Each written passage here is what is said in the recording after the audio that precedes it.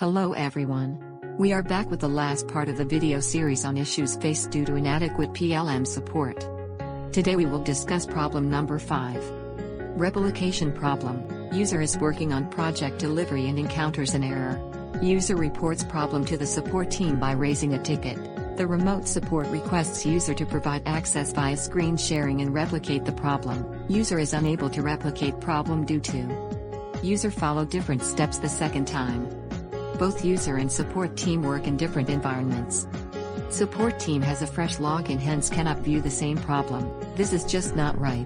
What if there is a better way? Support that is 1. Is on-site but affordable. 2. Is remote but efficient. 3. Is proactive and smart. 4. Is economic and reasonable. We at PLM Nordic have designed a unique support model tailored to your needs. Download our e-paper for more details. You can contact us on our email or visit our website. Thank you for watching.